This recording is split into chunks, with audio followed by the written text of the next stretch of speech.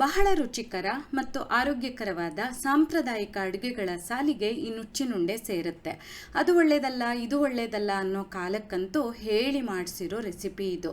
ನಮಸ್ತೆ, veg recipes of ಕರ್ನಾಟಕಕ್ಕೆ ನಿಮಗೆಲ್ರಿಗೂ ಮತ್ತೊಮ್ಮೆ ಸ್ವಾಗತ. ಮೊದಲಿಗೆ ಅರ್ಧ ಕಪ್ಪು ತೊಗರಿಬೇಳೆ, 1/4 ಕಪ್ಪು ಕಡಲೆಬೇಳೆನ 4 ಗಂಟೆಗಳ ಕಾಲ ನೆನೆಸಿಡಬೇಕು. ಬೇರೆ ಬೇಳೆ ಬೇಕಾದರೂ ಬಳಸ್ಬೋದು, ಅಂದರೆ ಹೆಸರು ಬೇಳೆ ಆ ಥರ ಬೇರೆ ಬೇಳೆ ಬೇಕಾದ್ರೂ ಬಳಸ್ಬೋದು. ಹಾಗೆಯೇ ಬೇಳೆಗಳ ಪ್ರಮಾಣ ಬೇಕಾದರೂ ಬದಲಾಯಿಸ್ಬೋದು. ಹಳೆ ಕಾಲದಲ್ಲಿ ಬೇಳೆಗಳ ನುಚ್ಚಿನಿಂದ ಈ ಅಡುಗೆ ಮಾಡ್ತಿದ್ರಂತೆ, ಅದಕ್ಕೆ ನುಚ್ಚಿನುಂಡೆ ಅನ್ನೋ ಹೆಸರು. ನೆನೆಸಿರೋ ಬೇಳೆನ ನೀರು ಬಗ್ಸಿ ತೆಗೆದು ಒಂದು ಮಿಕ್ಸಿ ಜಾರಲ್ಲಿ ತಗೋಬೇಕು. ಆನಂತರ ಅದನ್ನು ನೀರು ಹಾಕದೆ ತರಿಯಾಗಿ ರುಬ್ಕೊಳ್ಬೇಕು. ನೋಡಿ ಹೀಗೆ. ಆನಂತರ ರುಬ್ಬಿರೋ ಬೇಳೆನ ಒಂದು ಪಾತ್ರೆಯಲ್ಲಿ ತಗೊಂಡು ಅದಕ್ಕೆ ಸಣ್ಣದಾಗಿ ಹೆಚ್ಚಿರೋ ಹಸಿಮೆಣಸಿನಕಾಯಿ, ಶುಂಠಿ, ಕರಿಬೇವು, ಕೊತ್ತಂಬರಿ ಸೊಪ್ಪು ಮತ್ತು ಸ್ವಲ್ಪ ಸಬ್ಬಸಿಗೆ ಸೊಪ್ಪನ್ನು ಹಾಕಬೇಕು. ಪ್ರಮಾಣ ಸ್ವಲ್ಪ ಹೆಚ್ಚು ಕಡಿಮೆ ಆದರೂ ಪರವಾಗಿಲ್ಲ. ಹಾಗೆಯೇ ನಿಮ್ಗೆ ಇಷ್ಟ ಇದ್ದರೆ ಒಂದು ಈರುಳ್ಳಿ ಬೇಕಾದ್ರೂ ಹಾಕ್ಬೋದು. ನನಗಿಷ್ಟ ಇಲ್ಲ, ನಾನು ಹಾಕೋದಿಲ್ಲ. ಆನಂತರ ಸ್ವಲ್ಪ ಹಸಿ ತೆಂಗಿನ ತುರಿ, ರುಚಿಗೆ ತಕ್ಕಂತೆ ಉಪ್ಪು ಮತ್ತು ಇಂಗು ಹಾಕಿ ಚೆನ್ನಾಗಿ ಕಲಿಸ್ಬೇಕು. ಕಲಿಸುವಾಗ ನೀರು ಹಾಕೋ ಅವಶ್ಯಕತೆ ಇಲ್ಲ. ಎಲ್ಲ ಪದಾರ್ಥಗಳನ್ನು ಒಟ್ಟಿಗೆ ಕಲಸಿ ಉಂಡೆನ ಮಾಡಿದ್ರಾಯ್ತು. ನಿಮ್ಗಿಷ್ಟ ಬಂದಿರೋ ಆಕಾರಕ್ಕೆ ಮಾಡ್ಕೊಳ್ಬೋದು, ಅಥವಾ ಇಡ್ಲಿ ಥರ ಬೇಕಾದರೂ ಬೇಯಿಸ್ಬೋದು.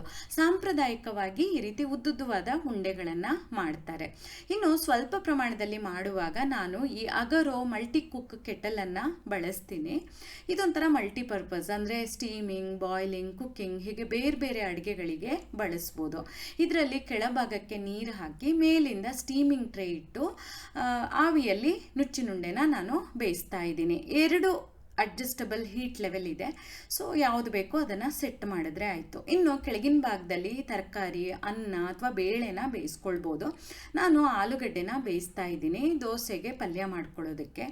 ಒಂದು 15ರಿಂದ 20 ನಿಮಿಷ ಆವಿಯಲ್ಲಿ ಈ ನುಚ್ಚಿನುಂಡೆಗಳನ್ನು ಬೇಯಿಸಬೇಕಾಗತ್ತೆ. ಪ್ರಮಾಣ ಸ್ವಲ್ಪ ಜಾಸ್ತಿ ಇದ್ದರೆ ಜಾಸ್ತಿ ಹೊತ್ತು ಬೇಯಿಸಬೇಕಾಗ್ಬೋದು.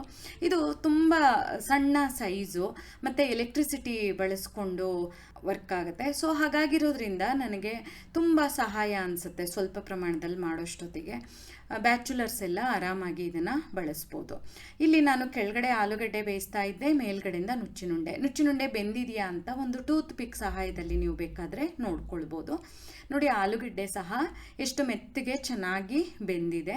ಜೊತೆಗೆ ಈ ಮಲ್ಟಿ ಕುಕ್ ಕೆಟಲಲ್ಲಿ ಬೇರೆ ಬೇರೆ ಅಟ್ಯಾಚ್ಮೆಂಟ್ಸ್ ಬರುತ್ತೆ.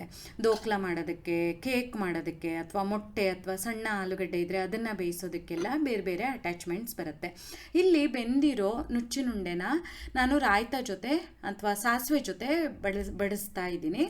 ನೀವು ಬೇರೆ ಚಟ್ನಿ ಜೊತೆ ಬೇಕಾದರೂ ಬಡಿಸ್ಬೋದು. ಇನ್ನು ಇದು ಕೆಟಲ್ ಆಗಿರೋದ್ರಿಂದ ಕೆಳಗಡೆ ಭಾಗಕ್ಕೆ ನೀರು ಹಾಕಬಾರ್ದು. ಮೇಲಿಂದ ನೀರು ಮತ್ತು ಸ್ವಲ್ಪ ಹೀಗೆ ಸೋಪ್ ಹಾಕಿ ಕೈಯಿಂದ ಅಥವಾ ಸ್ಪಾಂಜಿಂದ ಹಾಗೇನೆ ತೊಳೆದು ತೆಗಿಬೇಕು. ಕೆಳಭಾಗಕ್ಕೆ ನೀರು ಹೋಗದೆ ಇರೋ ಥರ ನೋಡ್ಕೊಳ್ಳಿ. ನುಚ್ಚಿನುಂಡೆನ ನೀವು ಮಾಡಿ ನೋಡಿ, ಇಷ್ಟ ಆಯ್ತಾ ಅಂತ ಹೇಳಿ. ನಿಮ್ಗೆ ಈ ವಿಡಿಯೋ ಇಷ್ಟ ಆದಲ್ಲಿ ಲೈಕ್ ಮಾಡಿ, ಶೇರ್ ಮಾಡಿ, ಕಮೆಂಟ್ ಮಾಡಿ.